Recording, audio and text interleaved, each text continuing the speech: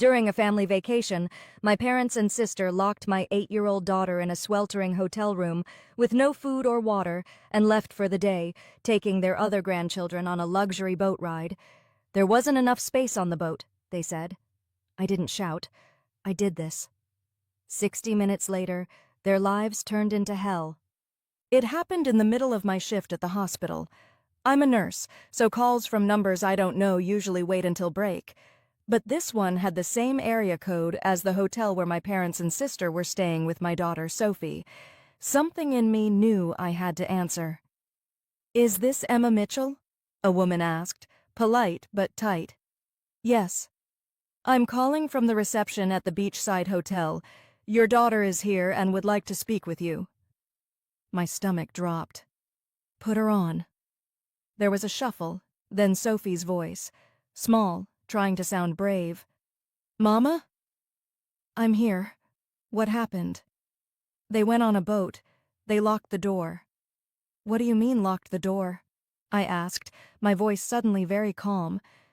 "They said it wasn't for little kids. Grandma said I was naughty earlier. They left. I couldn't get water. It's really hot." "You're with the front desk now?" "Yes. Stay there. Don't go anywhere. I'm coming." I spoke to the receptionist again. She lowered her voice. "She told us there's no food or water in the room. Housekeeping said it was very warm when they checked. We'll keep her with us until you arrive." "Thank you," I said.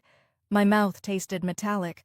I started calling Mom, voicemail, Dad, voicemail, my sister, Karen, voicemail. I texted, "Where are you? Why is Sophie alone? Call me now." Finally, Karen picked up, whined and laughter in the background. "Hey, we're just boarding." "Where is my daughter?" "She's at the hotel. She'll be fine." There wasn't enough space on the boat, and it's not really for 8-year-olds. Plus, she was acting up earlier. Mom said she needs to learn boundaries. "You locked her in a hot room without water," I said flatly. "She's exaggerating. Relax, you're being dramatic." Then she hung up. I grabbed my bag, told my charge nurse I had an emergency, and was in my car before the elevator reached the ground floor. The drive was 2 hours of white lines and worst-case scenarios. Every mile made me more certain there was no coming back from this. When I walked into the hotel lobby, Sophie was in an armchair, legs swinging, cheeks blotchy. She ran into me like she wanted to stay there forever. "You did everything right," I told her. The receptionist gave me a tight nod. "Thank you," I said. I sat Sophie down. "Did anyone say when they'd be back?" "They said later, and not to touch anything." I checked my phone. No calls, no texts. I opened my banking app and froze. A pending charge big enough to make my chest tighten. Not lunch, not snacks. This was the boat trip, the one Sophie wasn't even on. I kept my voice even. "Could you print me the folio for this room?" The receptionist glanced at her screen, then nodded. While the printer hummed, my phone buzzed with a text from my mom. "Stop being ridiculous. She was safe. Learn to control your child. Safe. Locked in a hot hotel room with nothing to eat or drink." Their version of safe had always been different from mine. The receptionist slid the paper across the counter. A neat list of charges, one of them big enough to make my stomach knot. I didn't need to study it. I already knew what it was. I folded it once and slipped it into my bag. Then I sat back down next to Sophie. She leaned against me, watching the lobby like she was afraid it might vanish if she blinked. I pulled out my phone. My hands didn't shake. Not anymore. I opened what I needed to open, tapped where I needed to tap, and made the call I should have made hours ago. Sophie tilted her head. "What are you doing?" "Fixing it," I said. We stayed by the window, the ocean bright and loud outside, people passing with beach bags and sunburns, oblivious. My phone buzzed again. I didn't answer. "Are we going home?" Sophie asked quietly. "Soon," I said, and put my arm around her. I didn't need to shout. I didn't need another argument or another excuse. I had already set something in motion. And somewhere the countdown had begun. If you'd asked me a week ago, I would have told you my family was normal. Not perfect. No one's perfect. but normal enough. I grew up the younger of two sisters. Karen is 4 years older, and when you're a kid, that gap feels like a lifetime. My mom and dad never said they wanted just one child, but sometimes it felt like they had, and I was the add-on they hadn't budgeted for. I never said that out loud, even to myself. Back then, I convinced myself it was just my imagination. Because how do you tell yourself your own parents might not want you? You don't. You tell yourself they're busy, or tired, or it's just an age thing. You explain away the times they take your sister to the movies and leave you at home because it's 12 and up. You excuse the weekends she gets special trips, older kid stuff, while you spend yours with a babysitter. You learn to believe the official story. When you're older, you'll get to do those things too. Except somehow, when you're older, never came. And I told myself that was fine. Because if I started thinking it wasn't fine, I might start thinking they didn't like me, and that was a door I didn't want to open. So I didn't open it. I kept showing up for family dinners, holidays, birthdays. I kept the machine running, because they were my family. And if you only get one set of parents, you don't throw them away over a gut feeling you can't prove. Fast forward to adulthood. I became a mom myself, a single mom. Sophie's dad wasn't really in the picture from the start. In those first years, it felt like I was always one late bill away from disaster, always trying to cover a shift and still make it to bedtime stories. I'm a nurse. I worked nights, weekends, whatever I could get. Eventually, things got easier. I got a promotion. I started making enough to not panic every time I opened my banking app. I live carefully. I save, I keep a cushion. But when it comes to Sophie, I don't mind spending. She's the one place I never feel like I have to measure the cost. My mom and dad know that. They've always known it. And sometimes I think they lean on it. Because even when they've offered to help with Sophie, picking her up after school, taking her for a weekend, there's this undercurrent. If we go somewhere, you'll pay for her, right? If she needs tickets, meals, activities, you can cover it. You earn more than us. Always framed like it's just logical, but it's not lost on me that I've never heard them say the same thing to Karen. And speaking of Karen, if you want to know what the golden child looks like in adulthood, you could just watch her for 10 minutes. My parents adore her kids, spoil them. Every visit turns into a parade of gifts and trips. With Sophie, it's different. Less attention, fewer invitations. And when I've noticed it, really noticed it, I've told myself it's just in my head. I told myself that right up until this trip. The vacation had been their idea. 2 hours away, beachside hotel. They knew I couldn't get time off work that week. My schedule is like clockwork, and they know the weeks I'm locked in. But they insisted Sophie should go anyway. It'll be good for her. She'll get quality time with her grandparents and cousins. And I believed them. Because even if I had questions about how they treated me, I wanted to believe they'd treat Sophie differently, that she'd be safe with them. I paid for her share of the hotel, gave them my card so they wouldn't have to cover her food or activities. I thought I was doing the right thing. Sitting there in that hotel lobby with Sophie next to me and the air conditioning blasting, I looked down at my phone and saw the charge for the boat trip. Expensive. More than expensive. And Sophie wasn't even on it. That was the moment it all lined up. Not just the boat, not just the locked room, all of it. The years of not enough space, and you're too young, and maybe next time. The weekends I was left behind as a kid, the way Sophie gets quietly sidelined now, the excuses that always sounded just plausible enough. Except this time it wasn't an excuse. It was a locked door, a hot room, no food, no water, and a bill with my name on it. Something in me went very still. Not rage. I'd had that already. This was colder, clearer. I looked at Sophie, swinging her legs on the lobby chair like it was any other day at a beach hotel. For everyone else here, maybe it was. But for me, it was the last day I was going to pretend this was normal. So I made the call. The call I should have made years ago, the one I'd been too afraid to even imagine. I called the police. The dispatcher's voice was steady, practiced. Mine was too, somehow. I told her my daughter had been left locked in a hotel room in summer heat with no food or water, while the rest of the family went on an all-day outing. I gave the room number, the hotel name, and said we were in the lobby. She said officers were on the way. I sat with Sophie and waited. Every minute felt longer than the last, the kind of waiting where you hear the hum of the air conditioning and the tap of your own pulse at the same time. When the police finally walked in, the air changed. Not dramatic, no flashing lights, just two officers in uniform, calm and steady, but suddenly everyone in the lobby found a reason to glance at their phones. I stood. I'm the one who called. They sat me down and asked what happened. I told them plainly, Sophie is 8 years old. She was locked in that room for hours, in the heat, with no food or water. The rest of the family had gone out for the day. The older officer turned to the receptionist. Housekeeping found her when they came by, she said. She was alone and upset, and asked to call her mom. We brought her down here.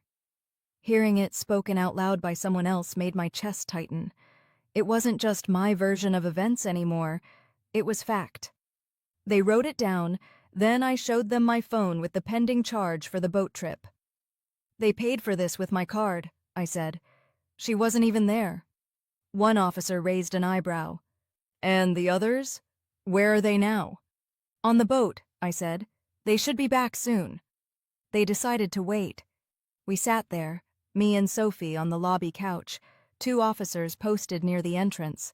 I felt strangely calm. Not happy, not relieved, but calm in the way you get when there's nothing left to hide and no way for them to pretend it didn't happen. About 40 minutes later, they walked in. My mom first, then my dad, then Karen with her kids in tow. Sunburned, sunglasses perched on their heads, still smelling like salt water and sunscreen. The laughter died instantly when they saw the uniforms. Can we help you? My mom asked the officers, her tone pure, I'm the one in charge here. Were you the guardians responsible for Sophie Mitchell today? Yes, she said, but we need to ask you some questions about why she was found unsupervised. Karen cut in before my mom could finish. She was fine. It was only a few hours. She was locked in a room without food or water, I said, my voice flat. It was hot. My dad shrugged. It wasn't that hot. The younger officer glanced at Sophie, then back to them. Would you leave your own children like that? Karen didn't even hesitate. Of course not. We'd never do that to our kids. The silence that followed was heavy enough to touch. I looked straight at her. So you admit you treat my daughter differently? Karen rolled her eyes. She's spoiled. Our kids know how to behave. That was it. You could see the shift in the officer's posture, that small, invisible line they'd been waiting to see crossed. One stepped away, radio in hand. I didn't hear every word, but I caught enough. CPS and protective custody. My mom's head snapped toward him. What is this about? Ma'am, the older officer said, we'll need you to wait here while we coordinate with Child Protective Services. Karen scoffed, loud enough for the whole lobby. This is ridiculous. Overreact much? The younger officer didn't even look at her. Please take a seat. Sophie pressed herself into my side. I kept my hand on her shoulder, my eyes on the sliding glass doors at the front of the lobby. I wasn't sure what exactly was coming next, but I knew it wasn't going to be the quiet, polite wrap-up they were expecting. The radio call ended. The officer came back, murmured something to his partner, and both of them moved to stand between my family and the exit. My mom opened her mouth to argue again, but the older officer's voice was calm steel. You need to remain here until CPS arrives. This is non-negotiable. Karen folded her arms and leaned back in the chair like she was the one inconvenienced. My dad kept muttering under his breath, but I didn't bother to catch the words. I glanced at the reception desk. The woman there was arranging a stack of brochures, pretending not to listen, but her eyes kept flicking toward Sophie. If she had an opinion about what was happening, and I was sure she did, she was too professional to say it. Sophie whispered, Are we going to leave soon? Yes, I said. We are. Karen started up again. She's fine. She wasn't in danger. We do this all the time. The younger officer cut her off. You leave your own children in locked rooms all the time? Karen froze. My mom jumped in, flustered. No, not ours. Just mine, I said. No one answered that. The lobby doors slid open, and 3 CPS workers walked in with clipboards in hand. For a second, nobody moved. The officers straightened a little, my mom's mouth fell open mid-sentence, and Karen sat forward like she'd been hit with a bucket of cold water. The only sound was the whoosh of the air conditioning. I stayed where I was on the couch, Sophie pressed against my side, watching. The workers introduced themselves, their voices calm, steady, professional, the kind of voices you want when everything else is falling apart. Then they split, one toward me, the other 2 straight to my family. I didn't hear every word, but Karen wasn't exactly whispering. Her voice carried across the lobby, sharp and desperate. She's fine. She wasn't in danger. We do this all the time. The younger officer I'd been watching earlier cut in, his tone clipped. You leave your own children in locked rooms all the time? Karen stammered. No, not them. Just mine, I said again, not loudly, but loud enough. No one answered. The CPS worker near me crouched down so she was eye level with Sophie. Hi, sweetheart, I'm Dana. You're safe now. You did the right thing by telling someone.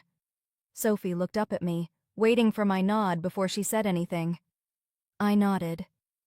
Then Dana straightened and turned to me. Thank you for calling this in. We're going to make sure every child here is safe. It should have been comforting.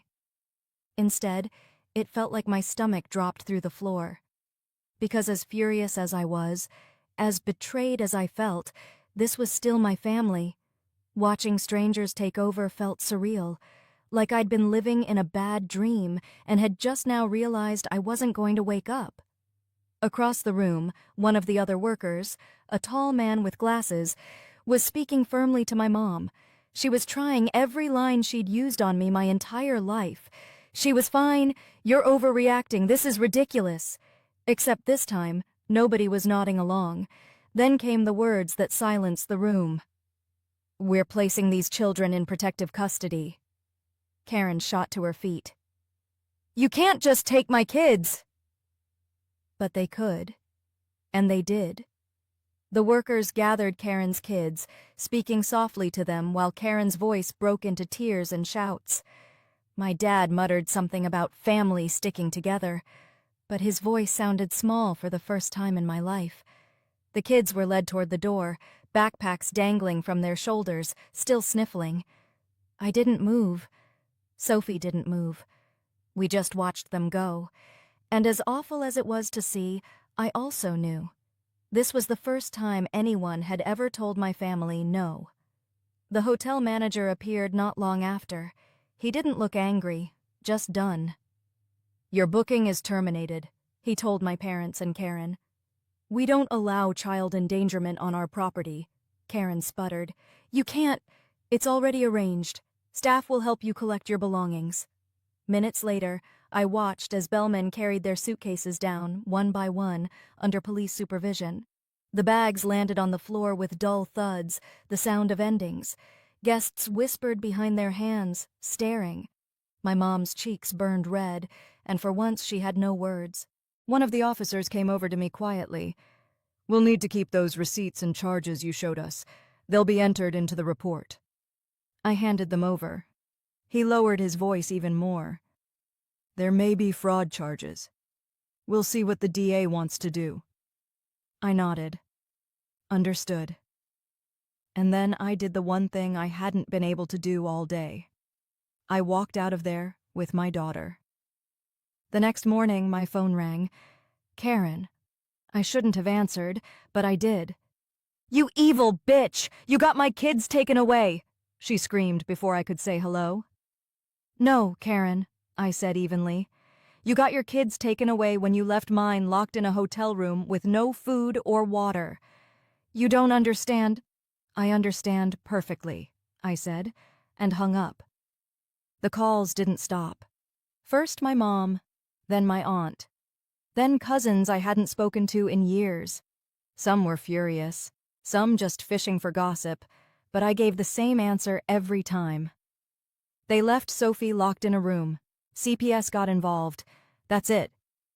And most of them, after a beat, said, "Oh." Because there's not much you can argue with after that. By evening, I saw the Facebook post. Karen had dug up a picture of her and the kids on some picnic and wrote about being betrayed by family and losing everything because of lies. The comments started off sympathetic, but it didn't take long. Someone, I still don't know who, wrote, "Didn't you leave your niece alone in a hotel room?" After that, the tide turned fast. People she thought would defend her didn't. By the time I clicked away, it was a pile-on. I should have felt satisfied. Instead, I felt tired. About a week later, the call came again. This time, Karen's voice was different, frantic. "Mark has the kids. CPS released them to him, and now he's filing for full custody. Do you understand? I'm going to lose them." I closed my eyes. He's their father. Where else did you think they'd go? "They were supposed to come back to me," she cried. "Now they're saying I might only get visitation." "You need to talk to your lawyer," I said quietly. She kept ranting, blaming me, blaming CPS, blaming everyone but herself. I let her talk until I couldn't anymore. "Karen, you treated my daughter like she didn't matter. This is what happens when you do that." She sobbed something I couldn't make out and hung up. It's been 6 months now. The custody case isn't fully finalized, but Karen's kids are living with their dad. What used to be a neat 50-50 split after the divorce is now him as the primary parent, and her seeing them when the court allows it. At first, I thought maybe it was just CPS's recommendation carrying weight in court. Then came the part I didn't see coming. Sophie came home from school one afternoon and said, almost casually, "I saw Anna and Luke today. They said they live with their dad now. They told me they wanted to." That stopped me cold. It wasn't just the system, or their dad pushing for custody. The kids themselves had said it. They told Sophie straight out that what happened at the hotel was messed up, their exact words, and that after it, they didn't want to live with their mom and grandparents anymore. Hearing it from them, through Sophie, at school of all places, felt like the ground shifting under me. For years, I thought I was the only one who saw the cracks, the only one who felt left out and less than. Turns out even the golden children saw it, once the mask slipped. The money part ended up settling itself too. I filed a dispute with my bank, and the charges were reversed. From what I heard later, the hotel turned around and billed my parents and Karen directly. For once, they had to pay for their own luxury. Not me. I've gone completely no contact with them. It wasn't easy, but it was necessary. I can't let Sophie grow up thinking neglect and favoritism are just part of family life. I excused it for too long. I won't let her do the same. And here's the strange part. I feel lighter, happier, like I finally put down something I didn't realize I'd been dragging around since childhood. The wider family mostly sided with me. Aunts, cousins, even the older generation. Once the story came out, people admitted they'd noticed it too. The favoritism, the little digs, the way Karen and her kids were always held above everyone else.